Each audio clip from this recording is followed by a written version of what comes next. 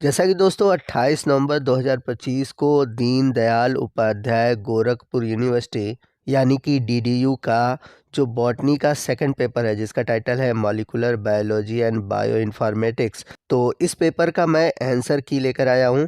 तो जिन बच्चों ने पेपर दिया हुआ है और वो चाहते हैं कि क्वेश्चन के आंसर हमें पता चले कि उसके सही आंसर क्या है, तो आइए जल्द से मैं आपको आपके पेपर का जो आंसर है वो बताता हूँ और आप जल्दी से अपने क्वेश्चन को देखिए और आपके कितने आंसर सही हुए हैं आप हमें कमेंट करके बताएंगे। तो पहला क्वेश्चन है, डीएनए को पृथक करने वाले सर्वप्रथम वैज्ञानिक कौन थे? तो वो थे फ्रेडरिक मीसर। तो आपका राइट ऑप्शन है ऑप्शन सी। दूसरा क्वेश्चन, हर्शे चेस के वैज्ञानिक प्रयोग ने किस बैक्टीरियोफेज का प्रयोग हुआ जिसमें कि डीएनए को एक अनुवांशिक पदार्थ के रूप में बताया गया? तो उन्होंने अपना जो प्रयोग किया था वो किया था T2 फेज बैक्टीरियोफेज वायरस पर। तो आपका राइट ऑप्शन है ऑप्शन बी।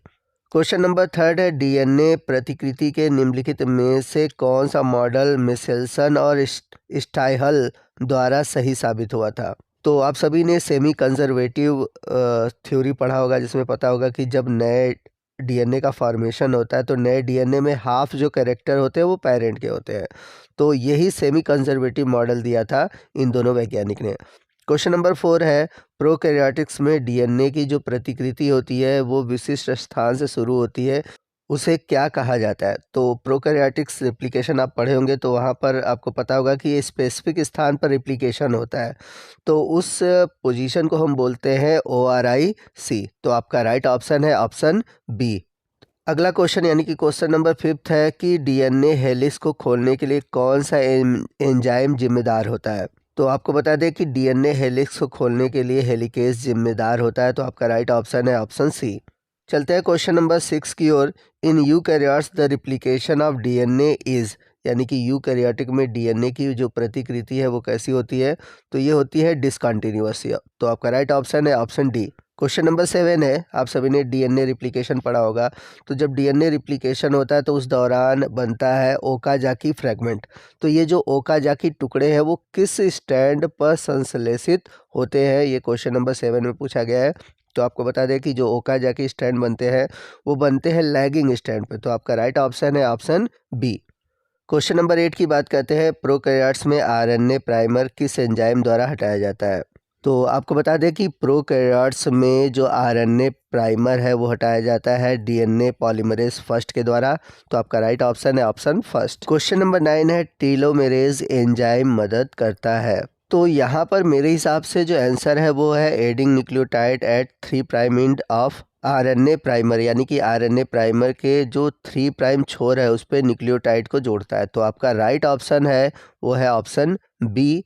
चलते हैं क्वेश्चन नंबर 10 की और क्वेश्चन नंबर 10 है, निम्नलिखित में से कौन सा आरएनए अनुवांशिक जानकारी को डीएनए से राइबोसोम तक ले जाता है? तो ये तो सिंपल सा क्वेश्चन है, एमआरएनए, यानी कि राइट ऑप्शन है ऑप्शन सी। क्वेश्चन नंबर 11 है, the enzyme responsible for transcription. तो ये है आरएनए पॉलीमरेज। तो राइट ऑप्शन है ऑप्शन बी। क्वेश्चन नंबर 12 है, प्रोकैरियोट्स में कितने प्रकार के आरएनए पॉलीमरेज मौजूद होते हैं? तो प्रोकैरियोट्स में केवल एक ही प्रकार का आरएनए पॉलीमरेज मौजूद होता है। तो आपका राइट ऑप्शन है ऑप्शन ए। अगला क्वेश्चन है, यूकैरियोट्स में आरएनए पॉलीमरेज सेकंड क्या संश्लेषित करता है? तो आरएनए पॉलीमरेज सेकंड जो है ये संश्लेषित करता है एमआरएनए को। तो आपका राइट ऑप्शन है ऑप्शन बी।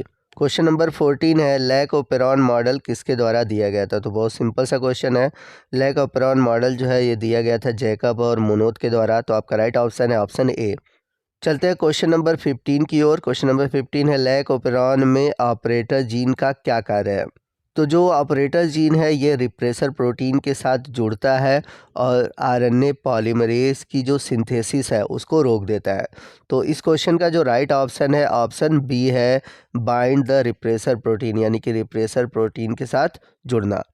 चलते हैं क्वेश्चन नंबर 16 की ओर। क्वेश्चन नंबर 16 है, अनुवांशिक कोड को डीजनरेटर कहा जाता है। तो डीजनरेटर जेनेटिक कोड को इसलिए कहा जाता है क्योंकि एक अमीनो एसिड को कई कोडॉन कोड कर पाते हैं। तो इसका राइट ऑप्शन है ऑप्शन सी।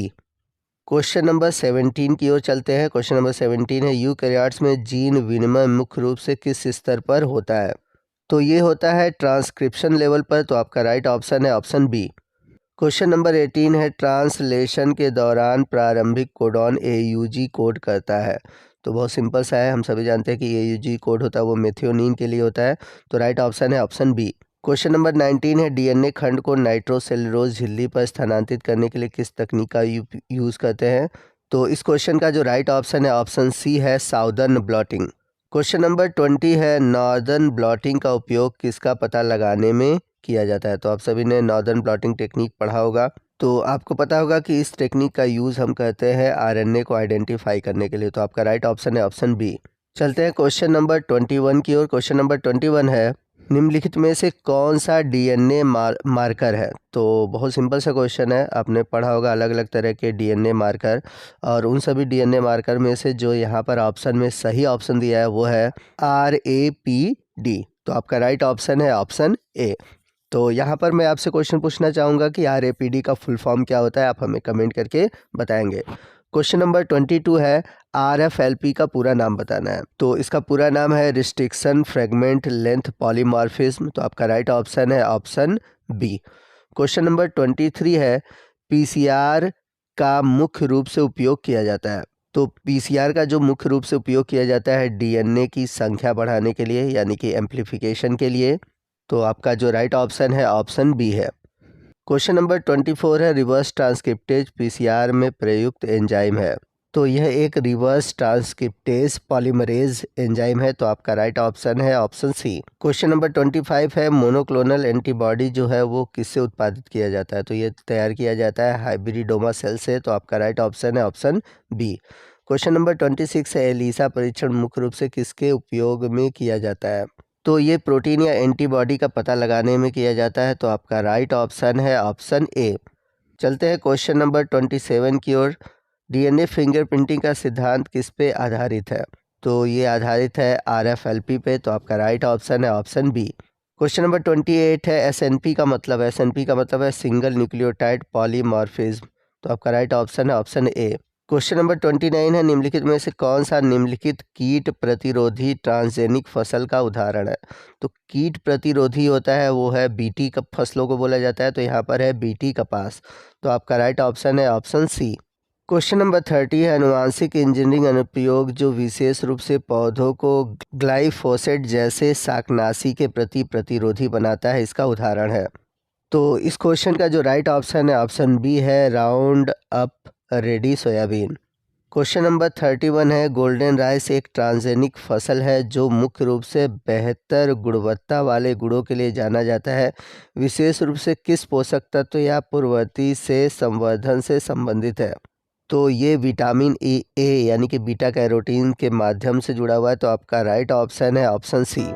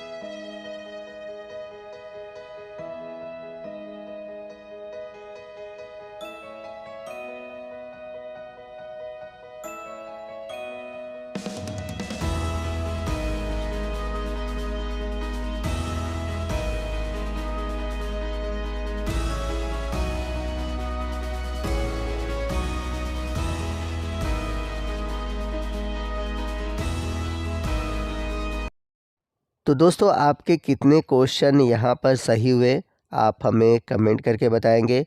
आपके जितने भी क्वेश्चन सही हुए हैं आप हमें कमेंट करिएगा। और आपको आज का ये वीडियो कैसा लगा और अपने दोस्तों को ज़रूर शेयर कीजिएगा ताकि वो भी जल्द से जल्द अपने क्वेश्चन को हमारे आंसर की से मिला लें। इसके अलावा जो DDU के स्टूडेंट है, अगर आप चाहते हैं कि मैं किसी और भी टॉपिक से रिलेटेड वीडियो बनाऊं तो आप कमेंट करिएगा, कमेंट करके बताइएगा। मैं पूरी कोशिश करूंगा कि उस टॉपिक से रिलेटेड वीडियो बनाऊं। तो आज के इस वीडियो में बस इतना ही। मिलते हैं अगले वीडियो में अगले टॉपिक के साथ। तब तक के लिए जय हिंद, जय भारत।